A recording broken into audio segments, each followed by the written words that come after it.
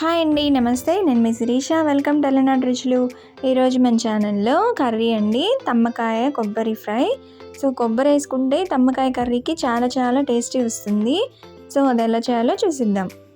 So నేనైతే ముందుగా లేతగా ఉండే తమ్మకాయలు తీసుకున్నాను. ఇలాగా సన్నగా కట్ చేసుకున్నాను. పీచ్ అంతా తీసేసి కట్ చేసుకున్నాను. ముందుగా ప్యాన్ పెట్టుకొని 2 స్పూన్స్ ఆయిల్ వేసుకొని అందులో ఆవాలు, పచ్చెనపప్పు, మినపప్పు, వేరుశనగపప్పు కూడా వేసుకుంటున్నానండి. టేస్ట్ అయితే చాలా బాగుంటుంది. కొంచెం వేగిన తర్వాత కట్ చేసుకున్న తమ్మకాయలు కూడా వేసేసుకోవాలి.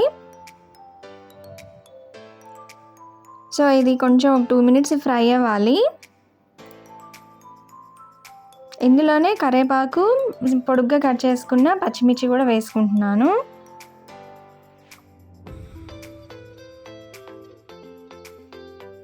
పసుపు కూడా వేసుకొని కలుపుకొని మూత పెట్టేసి ఒక 2 మినిట్స్ వదిలేయాలండి.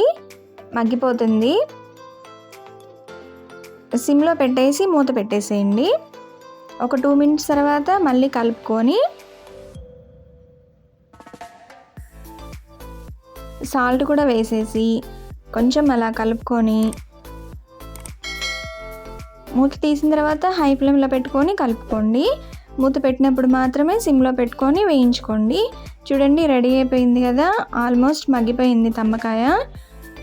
సో ఇప్పుడు మనం ఈ పచ్చి కొబ్బరి నేనైతే మిక్సీకి వేసేసానండి. 1 కప్పు దాకా వేసుకోవాలి పచ్చి కొబ్బరి. చూడండి, ముక్కలు కూడా మెత్తగా అయిపోయినాయి. ఇప్పుడు నేను 1 కప్పు నిండా పచ్చి కొబ్బరి వేసుకుంటున్నాను. వేసుకొని బాగా కలిపేసుకోవాలి. కొబ్బరి వేసిన తర్వాత ఎక్కువసేపు ఫ్రై అవ్వకూడదండి. జస్ట్ ఒక 1 మినిట్ ఉంచేసి అలాగా ఇంకా బాగా కలిపేసుకొని స్టవ్ ఆఫ్ చేసేసుకోవడమేనండి. అంతే అండి, రెడీ అయిపోయింది. ఎమ్మి టేస్టీ తమ్మకాయ కొబ్బరి ఫ్రై. చాలా చాలా బాగుంటుంది వేడి వేడి అన్నంలోకి. ఒకసారి మీరు కూడా ట్రై చేయండి. ఎలా వచ్చిందో కామెంట్ కూడా చేయండి. చాలా బాగుంటుందండి, తప్పకుండా ట్రై చేయండి.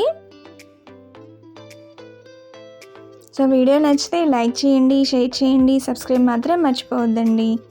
కొత్తగా చూసేవాళ్ళు పక్కన బెల్ బటన్ ఉంటుందండి, అది నొక్కడం మర్చిపోవద్దు. Thank you for watching.